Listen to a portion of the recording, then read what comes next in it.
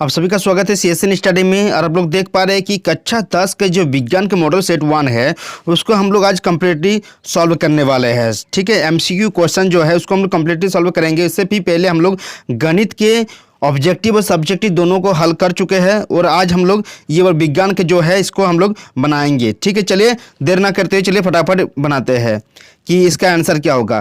कि दाढ़ी बनाने में किस प्रकार के दर्पण का उपयोग किया जाता है। जैसा कि आप लोग हम भी पहले ही एक बार बनाए थे मॉडल प्रश्न पत्र, उसमें भी बता दिए थे कि इसी तरह का क्वेश्चन आएगा। देखिए उसी तरह का क्वेश्चन आ रहा है कि दाढ़ी बनाने में किस प्रकार के दर्पण का उपयोग किया जाता है। तो दाढ़ी बनाने में आपका अवतल दर्पण का उपयोग किया जाता है। ठीक है, इसका आंसर हो जाएगा सी। नेक्स्ट है क्या, गोलीय दर्पण में फोकस दूरी एवं वक्रता त्रिज्या के बीच क्या संबंध होता है। तो जैसा कि आप लोग जानते हैं कि आर बराबर क्या होता है 2f, यानी कि यहाँ पर देखिए आर बराबर 2f नहीं है ना, एक भी नहीं है। तो यहाँ पर क्या हो जाएगा, तो एक संबंध होता है एफ बराबर r/2। ठीक है, यानी कि इसका आंसर हो जाएगा बी नंबर। ठीक है, एफ बराबर r/2, बी नंबर इसका आंसर हो जाएगा। तीसरा नंबर चले जानते हैं कि प्रकाश के अपवर्तन की क्रिया में कौन सी भौतिक राशि अपवर्तित रहती है। तो प्रकाश की जो इसमें देखिए वेग तो बदलता है, तरंगदैर्घ्य भी बदलता है, लेकिन ऊर्जा जो होती है वो संरक्षित रहती है, यानी कि इसमें आंसर हो जाएगा आपका आवृत्ति। ठीक है, आवृत्ति ठीक है सम अपवर्तित रहता है, यानी कि बदलता नहीं है। ठीक है, नेक्स्ट क्या है कि 1 मीटर फोकस दूरी वाले उत्तल लेंस की क्षमता होगी। तो 1 मीटर फोकस दूरी वाले उत्तल लेंस की क्षमता क्या होगी। तो इसका आप लोग देखिए एफ बराबर क्या होता है, यहाँ पर क्या दिया 1 मीटर दिया हुआ है। ठीक, तो हम लोग जानते हैं एफ पी बराबर क्या होता है 1/f। ठीक है, तो p बराबर 1/f होता है। तो उसको हम लोग लिख सकते हैं कि यहाँ पर क्या दिया है, तो यहाँ पर p बराबर हो जाएगा 1/1 ना। तो 1 जब काट जाएगा तो क्या बचेगा 1, यानी कि 1 डायोप्टर क्या हो जाएगा 1 डायोप्टर, यानी कि आंसर हो जाएगा बी नंबर। ठीक है, 4 नंबर का बी। नेक्स्ट है क्या, 4D क्षमता वाले अवतल लेंस की फोकस दूरी क्या होगी। तो 4 डायोप्टर वाले, ठीक है 4 डायोप्टर यहाँ पर दिया हुआ है। तो पी वैल्यू कितना है 4 डायोप्टर है, तो एफ निकलने बोला है। हम लोग पी बराबर क्या जानते हैं 1/f। ठीक है, तो एफ बराबर क्या हो जाएगा, यानी कि यहाँ पर देखिए पी 4 बराबर 1/f, इससे गुना करेंगे 4f बराबर 1। तो f बराबर क्या कितना हो गया 1/4। ठीक है, 1/4 यानी कि मीटर में आ गया। 1/4 किस में आया, मीटर में आया। तो 1/4 जब मीटर में आया, इसको 100 से गुना कर देंगे, कितना से 100 से गुना कर देंगे, तो किस में बदल जाएगा, ये सेंटीमीटर में बदल जाएगा ना। तब ये सेंटीमीटर 4 25, यानी कि कितना हो जाएगा 25 सेंटीमीटर। कितना हो जाएगा, ये 25 सेंटीमीटर हो जाएगा। ठीक है, यानी कि इसका आंसर हो जाएगा बी नंबर 5 का बी। नेक्स्ट है कितना, वाहनों के अग्रदीपों में किस दर्पण का उपयोग किया जाता है। तो वाहनों के अग्रदीप में अवतल दर्पण का उपयोग किया जाता है, यानी कि 6 का ए आंसर होगा। ठीक है, 6 का ए आंसर होगा। 7 नंबर चले जानते हैं कि मानव नेत्र के जिस भाग पर किसी वस्तु का प्रतिबिंब बनता हुआ है। तो देखिए जानते ही आप लोग कि मानव नेत्र जिस भाग पर प्रतिबिंब बनता है उसको क्या कहते हैं, दृष्टि पटल कहते हैं, यानी कि दृष्टि पटल, यानी कि डी नंबर इसका आंसर होगा। ठीक है, आंसर नंबर डी। ठीक है, नेक्स्ट क्वेश्चन है कि सामान्य नेत्र का दूर बिंदु। देखिए सामान्य नेत्र का निकट बिंदु जो होता है, निकट बिंदु होता है 25 सेंटीमीटर। ठीक है, कितना होता है 25 सेंटीमीटर। और दूर बिंदु होता है, ठीक है दूर बिंदु जो होता है इन्फिनिटी, यानी कि अनंत। इसका आंसर होगा डी। ठीक है, 8 का डी। 9 का नेत्र में जाने वाली प्रकाश की मात्रा का नियंत्रण कौन करता है। तो नेत्र में जो है वो कौन करता है, नेत्र में वो होता है पुतली करता है। प्रकाश की मात्रा को नियंत्रण कौन करता है, पुतली। Answer number D. ठीक है, 10 नंबर चलिए जानते हैं। देखिए हमारे जो नेत्र होते हैं वो प्रतिबिंब कैसा बनाता है किसी भी वस्तु का, वो बनाता है उल्टा और वास्तविक, यानी कि यहाँ पर हो जाएगा आंसर नंबर डी। ठीक है, 10 का डी, 10 का भी डी। ठीक है, 11 नंबर, ठीक है इसका था डी। उसके बाद ठीक है यहाँ पर देखिए 11 नंबर 1 kWh, यानी कि जो हमारे घर में जो यूज करते हैं व्यापारिक मात्रा भी कहते हैं 1 kWh को यूनिट, यानी कि एक इसकी किसकी मात्रा है, तो यह है ऊर्जा की मात्रा। याद रखिएगा कि ऊर्जा की मात्रा है। ठीक है, बी नंबर इसका आंसर होगा। ठीक है, तो यहाँ पर देखिए कूलम किसका ऐसे मात्रक है। तो कूलम किसका ऐसे मात्रक होता है, विद्युत आवेश का। विद्युत आवेश का कूलम का ऐसे मात्रक होता है। और विद्युत धारा का क्या होता है, एम्पियर होता है। विभवांतर का वोल्ट होता है। प्रतिरोध का ओम होता है। ठीक है, नेक्स्ट क्या है 13 नंबर कि विद्युत मोटर एक युक्ति है जो परिवर्तित करती है, तो किस में परिवर्तित करती है? विद्युत ऊर्जा को रासायनिक ऊर्जा में परिवर्तित करती है। विद्युत ऊर्जा को क्या करता है? रासायनिक ऊर्जा नहीं, ये आंसर नहीं होगा। विद्युत ऊर्जा को क्या करता है? यांत्रिक ऊर्जा में परिवर्तित करता है, यानी कि आंसर नंबर हो जाएगा आपका बी नंबर, ठीक है। विद्युत ऊर्जा को यांत्रिक ऊर्जा, 13 का बी, ठीक है। 14 नंबर देखिए, 14 नंबर क्वेश्चन क्या है? जल का विद्युत अपघटन किस प्रकार की अभिक्रिया? देखिए जल का विद्युत अपघटन, तो जल का विद्युत अपघटन यानी कि 2H2 होता है, उसमें इलेक्ट्रिक करंट, ठीक है, भेजते हैं, तो किस में होता है? 2H2 प्लस ऑक्सीजन में टूटता है, यानी कि यह क्या है? मतलब एक एकल अभिकारक अभिक्रिया करके क्या कर रहा है? दो या दो से अधिक उत्पादों का निर्माण कर रहा है, तो उसे क्या कहते हैं?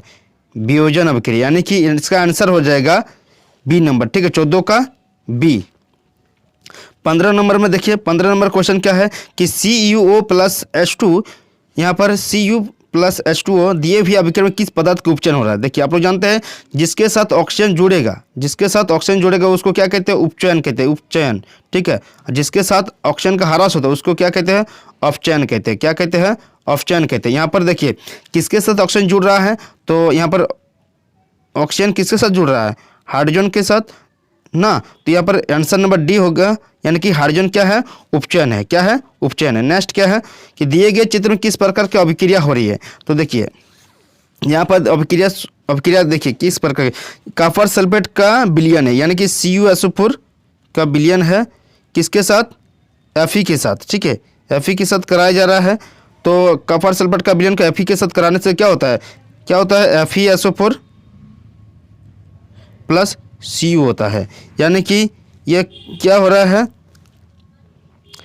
यह बोल रहा है कि संयोजन अभिक्रिया है कि वियोजन अभिक्रिया है कि विस्थापन अभिक्रिया है कि द्विविस्थापन अभिक्रिया है। तो ये आंसर हो जाएगा, क्योंकि हम लोग देख रहे थे कि SO4 को हटाकर क्या कर रहा था?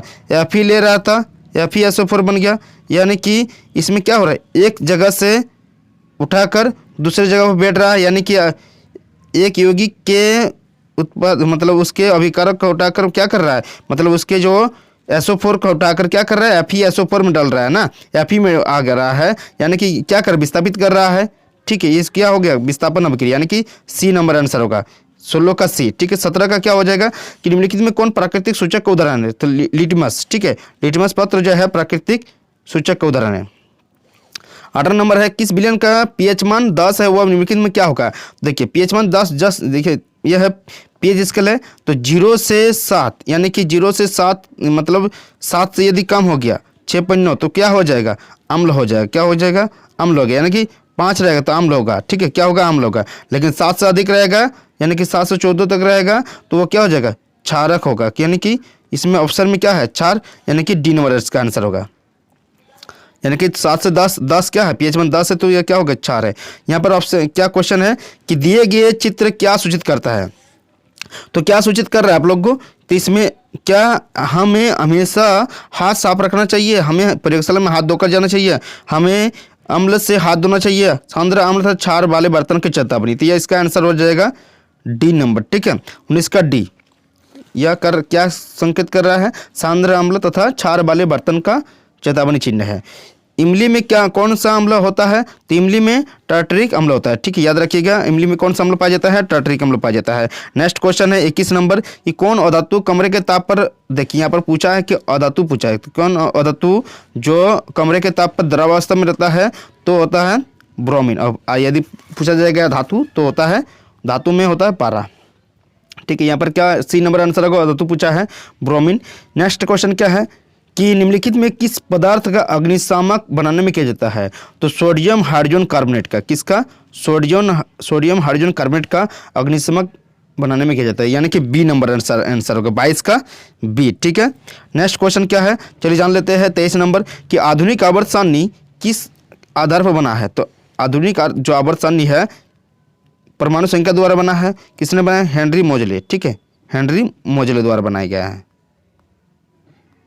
ठीक है, हेनरी मोजले द्वारा बनाया गया है। नेक्स्ट क्या है, उसका आंसर हो जाएगा ये 23 का। 24 का क्वेश्चन क्या हो जाएगा कि निम्नलिखित में कौन सा धातु सबसे अधिक अभिक्रियाशील है। तो सबसे अधिक सक्रियता सैनिक हम लोग पढ़े हैं, तो यदि नहीं पढ़े तो देख लीजिएगा, किताब में है। उसके आधार पर पोटेशियम, यहाँ पर देखिए सोडियम, पोटेशियम, एल्यूमिनियम, कैल्शियम है, तो सबसे अधिक अभिक्रियाशील धातु है यहाँ पर पोटेशियम है। नेक्स्ट क्वेश्चन क्या है, इसका आंसर ये हो जाएगा 24 का। 25 का देखिए, पृथ्वी की भूप्रपट्टी में प्राकृतिक रूप से पाए जाने वाले तत्व या यौगिक को क्या कहते हैं। तो उसको क्या कहते हैं, खनिज कहते हैं। ठीक है, आंसर हो जाएगा बी नंबर। प्रोपेनल में कौन अभिक्रियाशील समूह मौजूद है। तो देखिए प्रोपेनल में क्या है, प्रोपेनल यानी कि इसमें प्रोपेनल में OL है, यानी कि एल्कोहल समूह है, OH समूह क्या है, OH। ठीक है, क्या है, इसका आंसर हो जाएगा ए नंबर। नेक्स्ट क्या है, प्रकाश संश्लेषण प्रक्रिया निम्नलिखित में क्या नहीं होता है। तो प्रकाश जाल का टूटना होता है, इसमें कार्बन डाइऑक्साइड का उपयोग होना होता है, ऑक्सीजन का मुक्त होना होता है, लेकिन इसमें आंसर हो जाएगा आपका सी नंबर, कार्बन डाइऑक्साइड का मुक्त होना नहीं होता है। ठीक है, कार्बन डाइऑक्साइड मुक्त नहीं होता है। पोलियम से खाद्य पदार्थ का परिवहन पौधे में किस दिशा में होता है। अब लोग तो ऐसे जानते हैं सभी दिशा में होता है, यानी कि ऊपर से नीचे तक होता है, कि ऊपर और नीचे दोनों की ओर होता है। ठीक है, सी नंबर आंसर का। ब्रिक के रचनात्मक तथा क्रियात्मक इकाई को क्या कहते हैं, ब्रिकाणु कहते हैं। क्या कहते हैं, ब्रिकाणु कहते हैं। लेकिन यहाँ पर क्या ऑप्शन में है, बी नंबर, यानी कि बी नंबर ब्रिक लिख दिया है, बी नंबर इसका आंसर हो जाएगा 29 का। फल को पकाने के लिए कौन सा हार्मोन का उत्तरदायी है। तो एथिलीन, तो सी नंबर इसका आंसर हो जाएगा 29 का सी। ठीक है, नेक्स्ट क्या है, 31 में एस्ट्रोजन स्रावित होता है। तो एस्ट्रोजन जो है यह महिलाओं द्वारा स्रावित होती है, महिलाओं के अंडाशय द्वारा स्रावित होती है। ठीक है, इसका आंसर हो जाएगा ए नंबर।